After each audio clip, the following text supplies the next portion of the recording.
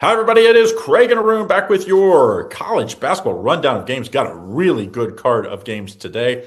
10 games we like for today. All the ranked games plus a couple extra here to round out a nice card of 10 games for you guys. Don't forget, if you want to get on our top plays, go over, get our college basketball top plays, 2 for 1 of $99. So you get today's plays from both of us, plus 6 more days of winners for just $99.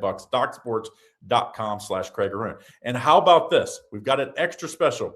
We really like the Oklahoma City and Denver game tonight. If you want to get in on that, we're going to give you out a free premium pick. So this is just off of, it's not going to be our top play of the day in the NBA. It's just off of that. We both like it. The only way to get it, text your name to my number right here, 740-760-1131. And I'll send you for no. Doesn't cost you anything. Just all you got to do is just say hello to me, and I will send you the free premium pick in that game for the NBA game tonight.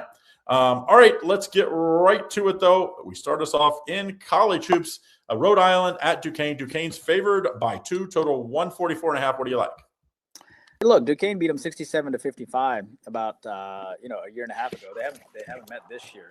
And Rhode Island comes to this game. The question is, can they win on the road? They did beat Dayton on the road, which is a monumental win. But are they going to have a letdown? That's the question. This team also beat George Mason and Richmond. This team has now won 3 straight in a row coming in.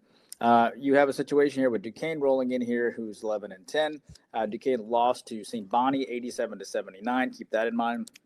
And look, Duquesne is really trying to bounce back here. And, I get it why they're the favorite here, but I just don't know if they're going to be able to get it done. I mean, they're respecting the fact they're at home. But this team, the biggest win they have is against Davidson, which is a top 100 team.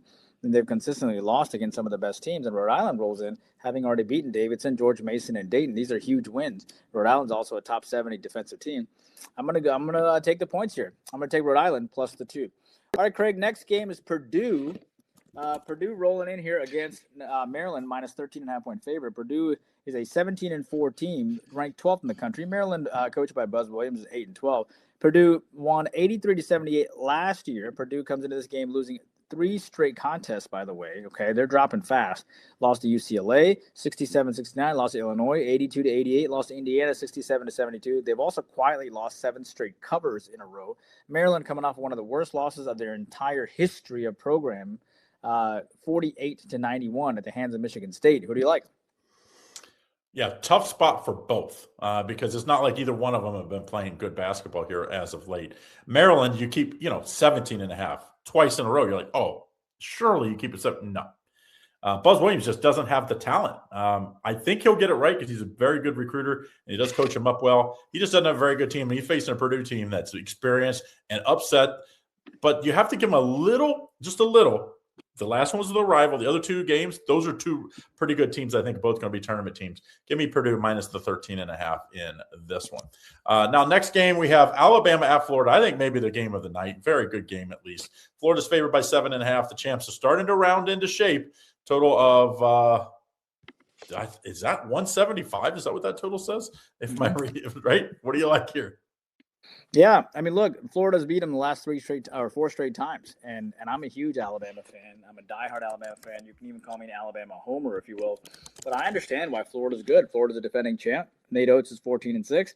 Nice win against Missouri, 90-64 at home. They did beat Oklahoma on the road, and they did beat Mississippi State on the road. But Florida always seems to be ready for Alabama. And look, this team beat the absolute snot out of South Carolina 95-48 because they lost to Auburn 76-67 at home. And that was their first home loss. And man, were they mad. And man, did he coach them up well. So now what happens here at home is I think they're going to beat them. I think they're going to beat Alabama. I don't think this is a team that wants to lose to Auburn and to Alabama at home. I just don't see that happening. And I'm going to take Florida here minus the 7.5 and go against my Crimson Tide. All right, Craig, you have a game here, which Wichita State here as they hook up against the likes of Tulsa. 13-8, 18-3 teams hooking up here. How fortunes have changed. Tulsa all of a sudden is a really good program. Tulsa won 73-63 last year, and they won the last 2 here. Wichita State comes in beating Memphis, though. They're starting to show some life. They beat Memphis, ECU, and South Florida, and they were 7.5-point dogs against South Florida, so they have won 3 straight. Tulsa, of course, has won 5 straight, having a great year, beating North Texas in their last game, 82-66. Who do you like? Yeah, I mean, really, the 4 back, you have to they lost at FAU as a 3.5-point underdog. They really never were in that game late in that game. But other than that, these last 3 games, they played really good. ECU, they should have beat them, and they did. I think they're a live underdog here. I think it's a good spot. Tulsa's, been playing really good basketball, but it would be easy to start.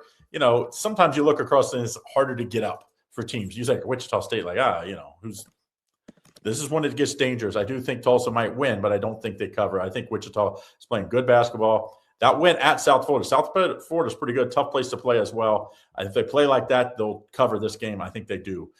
Next, don't forget to like and subscribe and turn on notifications so you don't miss out on all the great content we have here at Doc Sports. Game ECU at FAU. FAU's another good team here. Of course, no Dusty May, but it has not mattered. FAU keeps it rolling. FAU's favored by 12, total 152.5. And FAU is now 4th in the American, so they really can't afford to drop any more here. What do you like?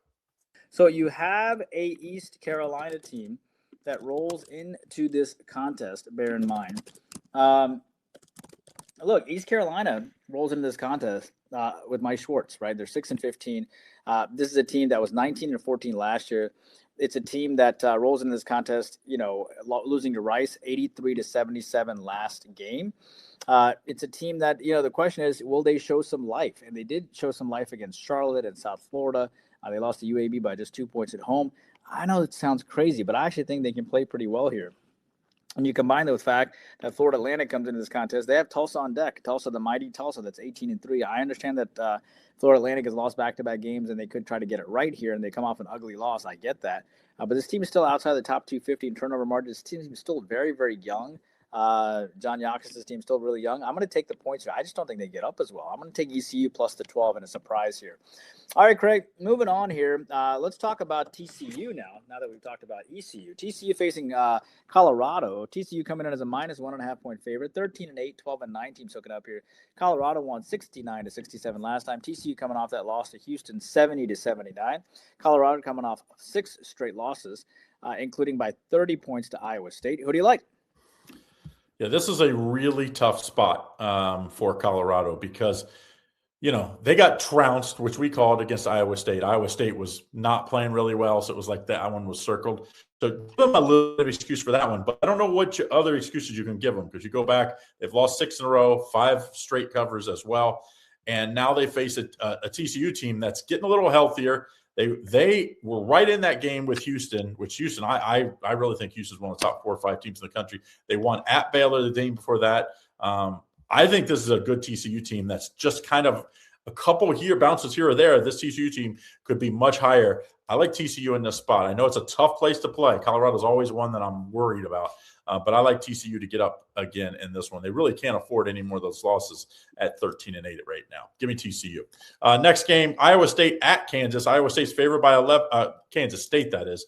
Iowa State's favored by 11.5, total 155. What do you like here? Can Kansas State hang tough? Look, you have a 19-2 and 10-11 team. And guess who needs this game more than the other one? Yeah, you obviously for Kansas State, you need this game in a big way. And, it was really exciting, for a Kansas State team when they had Jerome Tang come in, right? 26-10. But each year, Craig, they've dropped off in wins. 26 then 19, now 16, and now 10, I should say. They're 10-11, and they're struggling. And I think they've gotten less creative. And I think that's an issue. And, that was the thing with Jerome Tang. He's such a good coach. But he's also, he's 59 years old, and you have to be very creative in this league, just like in the NFL and college football and so on. You have to constantly keep changing things so that people don't figure you out. So now Kansas State comes into this game having lost back-to-back games to Kansas and to West Virginia. Now they face Iowa State. What does Kansas State do well when they do win games? They score points, and they come off scoring 54 points against West Virginia or 62 points against Kansas. Iowa State comes in after beating the snout out of Colorado 97-67. And I think what happens here, man, I think this game probably goes over the posted total. That's why that total sits high at 155. And I think, Kansas State can be an active dog, and I'm going to take the over 155 between Iowa State and Kansas State. And I wouldn't be surprised to see a cover from Kansas State, but I like the over a little bit more. All right, Craig, moving on here. We've got 3 games left here. Let's talk about Minnesota here as they hook up against Penn State. Minnesota is 10-11. Penn State is 9-12. Neither of these teams are 500. Penn State beat them 69-60 last year, but they haven't met this year. Minnesota, unfortunately, has lost 6 in a row, including losing to Wisconsin by 4, but they didn't cover the 9.5. Penn State comes in this game losing by 19 to Northwestern on the road. Who do you like? I don't like either. Can I take neither? Penn State, like worst team. Pass, Alex. 18th. Penn State is 18th in the Big Ten. Is that bad? Yeah, it's pretty bad. Now, Penn State is one of those teams. They've played better against the best teams. They've played worse against. It makes zero sense. Now, the last one, I don't know how you consider. I think it was Ohio State, right? They played. No, it was at Ohio State they covered. So if you consider Ohio State a good team, they covered. Guess what?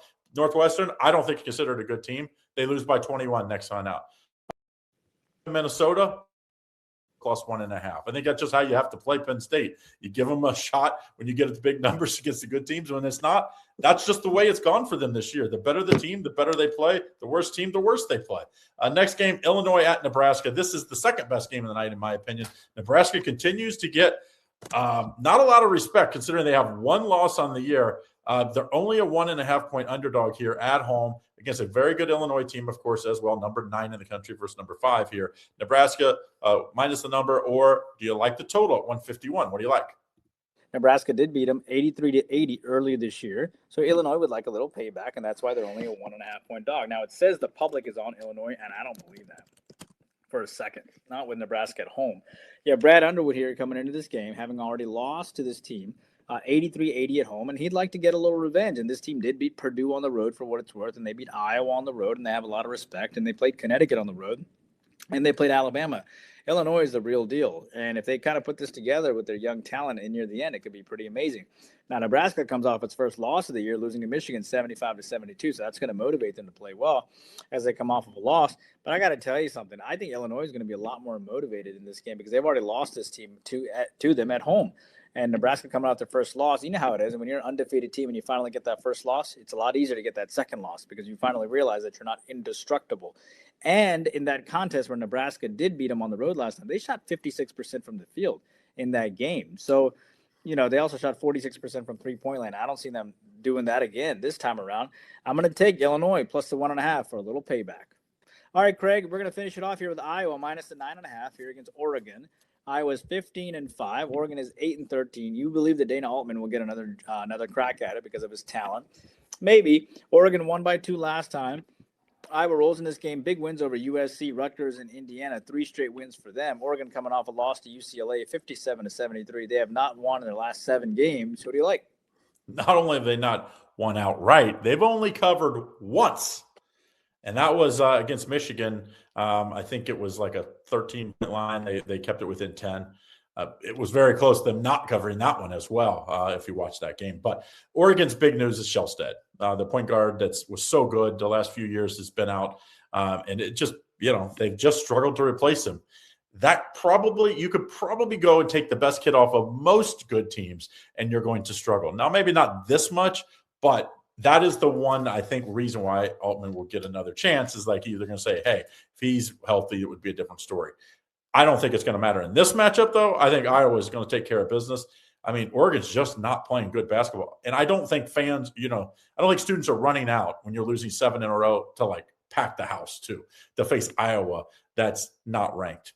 Give me Iowa minus 9.5. I think they take care of business. All right, don't forget, if you want to get in on our top plays, very simple to do so. Get our 2-for-1 college basketball pass. Go to docsports.com/Craig. You do not want to get on it or do not want to miss out because we had a great January between the two of us.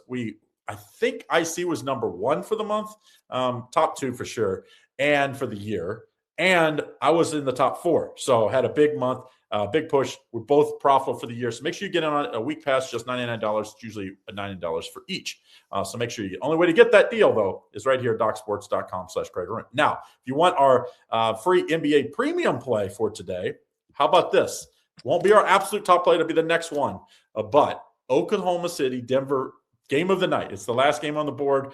I know everybody wants it. Text your name to this number right here, and that's me. You'll text it, text your name, say hi, and I'll send you that for nothing. I will send you what we like for the consensus tonight for this game. All right, guys, have a great day. See you again tomorrow.